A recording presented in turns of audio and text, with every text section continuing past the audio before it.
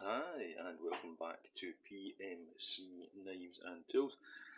Today we're looking at a little outdoor focused multi-tool. This is the Bibury, I don't really have a name for it, so yeah, Bibury multi-tool pliers. I guess each one has its own product code, but nothing that you would call a title. So you see from the box here that it has vaguely Leatherman wave sort of based, but if you look a little closer, you'll see that it comes with a hammer pommel and this red thing here, which we will get into. So if any of you are familiar with the Leatherman Signal, you might know what to expect from this tool. So basic specs first. The main tool is made of 3CR13 steel and the knife blade is made of 7CR13 steel. The weight of the tool is 275 grams. It comes in this simple box, and it comes with this Bibury belt sheath, which is really decent. I've had a couple of these and they're fine. But the tool also has a pocket clip built into it, so I'll show you that. Let's move all this stuff out off the way and get to the nitty gritty. So here we are. Product code on the side is 922.7848, if that means anything to anyone. Now, this is basically not quite identical to, but a Bibury take on, or a Chinese version of, competitor to the Leatherman Signal, which, for those of you unfamiliar with the Leatherman Signal, is the one with the fire steel and the whistle and the diamond sharpener built into it, and the hammer pommel built into the end. It's designed to have a outdoorsy, woods, bushcraft, I know that's a terribly overused phrase, but type application, and that is exactly what they're aiming to do with this. So it's not a direct design takeoff of the Leatherman Signal. There are a few differences, but it's certainly taken some inspiration and style from the Signal, and no small amount from the Wave too, I would say. So, first of all, built-in pocket clip, if you don't want to use the belt loop. Unusual blade-shaped file, cross-cut on that side and diamond on that side. There is no metal file on the underside. Multi-tool files, for those that are long-term viewers, you'll know I'm not a great fan of them. I don't think they do much. I usually just break them using them as pry tools, but with this one having an outdoorsy type vibe, you could use the diamond coating to maintain a knife edge. Interestingly though, not the knife edge on this tool, because you can't sharpen itself against the shelf itself, obviously. I do plan on putting this one into my camping bag, because I have a wealth of multi-tools, a dearth of multi-tools, an embarrassment of riches of multi-tools. I really have quite a lot of them. Hashtag humble brag. So I'm going to put this one into my camping bag and keep it primarily for its sort of advertised use, which is outdoors and stuff. Onwards and upwards. Here we have a saw. They're all just interlocking, same as any multi-tool. Very, very sharp teeth, very aggressive, and works excellently. It's the same saw you get on most other of the Bibury range of multi-tools. Hammer pommel at the end here with a window glass breaker, and this is a 1/4 inch hex bit holder. Now, strangely, this tool does not come with a Phillips head bit on any of its tools, only slotted drivers, which is quite unusual, but maybe we can forgive them that in that it's designed and aimed at a bushcrafty market, because in bushcraft you're not going to use a lot of Phillips head screws, I guess, but you could take a bit or a bit driver or what have you with you and put it in here, or you could use an auger bit if you want to drill a hole in a tree and do all that malarkey. So thumping in tent stakes, pegs and the like, adding an auger and manually turning that, I can imagine that'd be quite uncomfortable, because these aren't the most,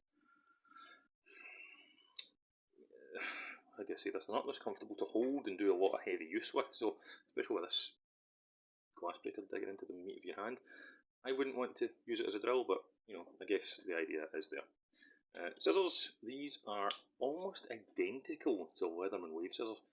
Very springy, cut very well, but aesthetically and size-wise, they're actually slightly bigger than Leatherman, sorry, not Leatherman Wave, Leatherman Wingman. They're almost identical to Leatherman Wingman scissors. They're actually slightly larger than Leatherman Wingman scissors, but they aesthetically look almost identical, and they work perfectly well. fairly decent scissors. And whether you're using it as a work tool, a hobby tool, or out in the woods tool, scissors are always going to be handy.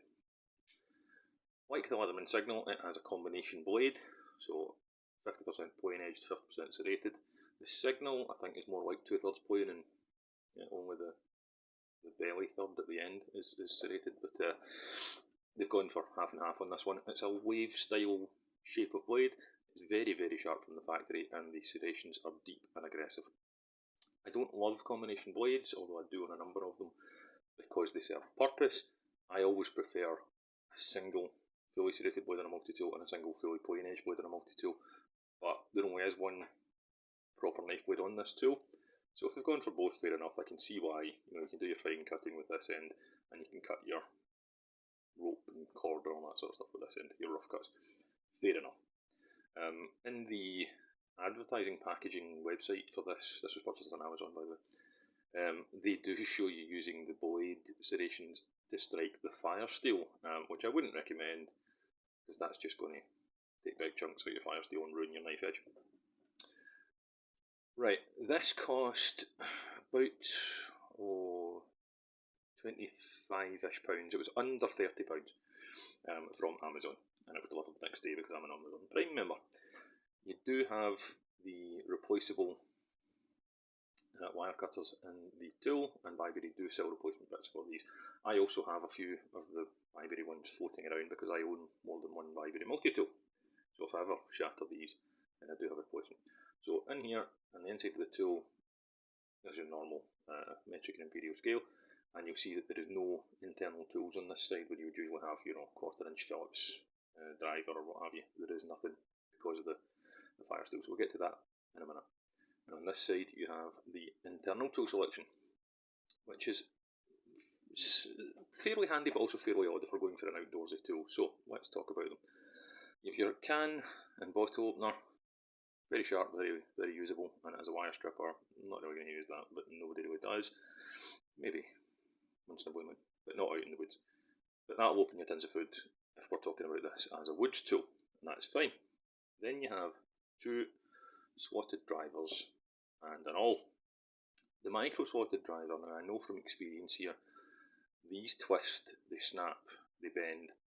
You might be able to use them for eyeglasses, but to tighten the legs of your glasses, but you're not going to get much real work done with this on something that needs a bit of torque, because it will twist, chip and malform, so they are pretty useless. And the only other screwdriver on the tool is this slotted, which I think is a 5mm, 6mm. What I might do, if I were so inclined, is I might take my grinder to it and file off the left and right edges at a slight sharper angle, and then it would be able to use the slotted as a Phillips driver also, which is something that we see on other multi-tools, usually compact multi-tools. Will I get round to doing that before I file it away in my camping bag?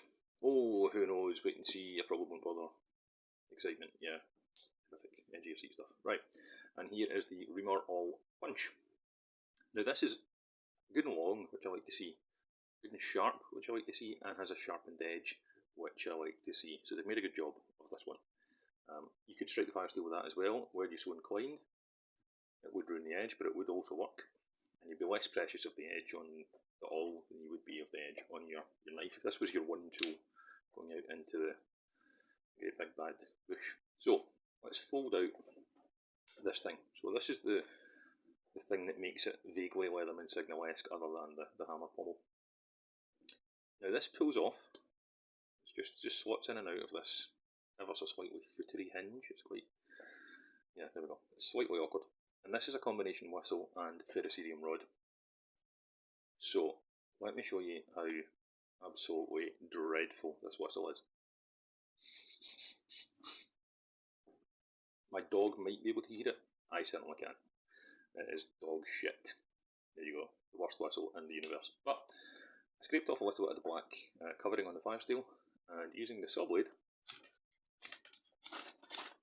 I can get really great shower of sparks. So, probably shouldn't have done that in the house. Need to think that one over next time. So, combining the saw, perfectly sharp 90-degree blade, and cuts into the ferrocerium rod wonderfully. And this little mini, was it 1.5 inch long, fire steel, throws sparks fantastically. So it's a really good fire steel for the size. So it's a abysmal fail on the whistle and a huge A+ on the fire steel. So, like I said, I am actually going to put this into my camping bag. I do occasionally do a little bit of bushcraft. Helps if you put it in the right way. There we go. I like to go and camp and hike in the woods and build my own shelters and stuff like that. I haven't done much of it this year because it has been an abysmally wet year. We have had no summer this year in Scotland. After 3 or 4 years of excellent record-breaking summers, we have had this year absolutely fuck all. We've had no sun at all. It's just rained all year in the west of Scotland where I live, and I live right on the edge of the countryside, so I can see how wet the countryside has been, and there's been no point in me camping. In fact, the 2 camping trips I've tried to set up this year both fell victim to the rain. So whether I'll get out again in the woods this year, I don't know. Certainly not on an overnight, more than likely because of the weather. But I will give this its intended function. I have enough multi-tools already, and I use them daily at work in my job as a tradesman, that I don't need to use this one as a work multi-tool or a DIY multi-tool or a hobby multi-tool. So I am going to put it away in my camping bag, and I'm going to make myself and everyone listening this promise that I'm going to aim to take it into the woods as my main tool at some point, start my fires and cut my timber and, you know, prepare my dinner and all these different things, cut my cordage with this tool. And I'm going to really put it through its paces the first sunny day I get that I am free to go into the woods and really be on this thing. And I think it will live in my camping bag rather than anywhere else, because although a lot of the tools on it could be used for bits and bobs around the house, there's not enough tools on it to really edge it forward ahead of my preferred multi-tools. And the novelty or the usability, whatever side of the fence you want to sit on there, of it having the fire steel and the pommel, probably do merit it being kept in with my camping and bushcrafting stuff. So that's what I'm going to do. And it's nice to have the luxury of choice, I guess. I don't dislike it. I think the angles on it could potentially be a little more comfortable. There are a few angular edges here which kind of dig into the palm. But if I'm out in the woods and I'm using this to, carve feather sticks and tent stakes and stuff, I will almost certainly be wearing gloves anyway, work gloves, because the last thing I want to do when I'm halfway up a hillside is cut myself on a knife. So I'm going to have protective gloves anyway, so that will take away some of that discomfort and some of that friction from sort of cutting things with an angular shaped body of the handle anyway. So that will probably be okay, that probably won't bother me too much. Having used Bibury multi-tools a number of times, extensively if I'm honest, and I strongly suspect that they're made by the same factory in Shenzhen as Swiss Plus Tech, because their tools are identical. Some of their models are identical to each other. I have a great deal of experience using them, and they are of a good quality. Do I recommend it as an alternative to the Leatherman Signal? Well, I can't say with any complete finality, because I don't own a Leatherman Signal. I own various Leatherman multi-tools, but not a Leatherman Signal. And one of the reasons I don't own a Leatherman Signal is because I thought it was a bit of a novelty. I thought the whole idea of it having the whistle and the fire steel, and I think that the Leatherman also has the little diamond sharpener, was a niche product. So I wouldn't have bought it because it's a Leatherman price. You pay a premium price for a Leatherman product. But this being 25, 26, whatever it was, pounds, I felt in the fortuitous position that I could afford to buy it as an addition to my camping kit, just to see what it was like. And I think a lot of people, certainly a lot of people that make and watch YouTube videos about multi-tools and knives and things own multiple multi-tools and knives and things, and that's the kind of market for this. The chances are the person that goes out to buy this exact model with the fire steel is not going to have it as their only multi-tool. This isn't, I'm going to argue here, I'm going to make a guess, a bet with myself, that this isn't going to be appealing to or marketed to people who don't already own a multi-tool and they're in the market for, oh, I might get a multi-tool. Because the people who are, oh, I might get a multi-tool, are going to get something like the Wave or the hundreds and hundreds of Wave clones out there, or the Wingman or the Bond, or the Next Tool. Next Tool do some great ones, and they're really good value for money. I will get around to reviewing my Next Tool one of these days. Or the Swiss Plus Techs, or any of the more kind of run-of-the-mill Biburys. Or even they even sell them in Asda Walmart for like £9, the really basic multi-tools. So if it's someone that doesn't own a multi-tool that's considering getting one, I don't think they're going to go out of their way to buy one with this specific, slightly unusual tool set. No Phillips driver, built-in fire steel, a whistle that doesn't work, a semi-serrated blade as opposed to point edge and serrated. I don't think this limited tool set appeals to people that just want a multi-tool for throwing in the kitchen drawer and occasionally tightening up the screws on a loose table, or changing the batteries in the TV remote. I think this exact kind of tool, like the Leatherman Signal, is aimed at people that already own another multi-tool and another pocket knife and this kind of thing, and that want one to do this tool set, this job. They want one marketed for, okay, throw it in your backpack, start a fire with it, and sort down the tree branch with it. And that is what I intend to do with it. So I will report back at some time. I'm not going to put a date on it because the weather has been so shocking this year that I just can't.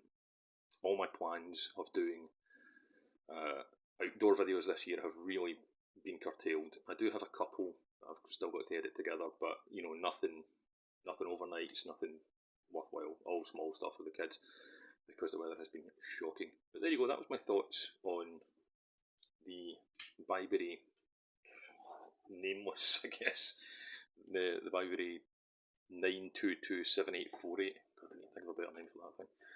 Which is the one marketed as an alternative to the Leatherman Signal with a fire steel attached. Alright guys, take care everyone, stay safe, stay sharp, have a great day.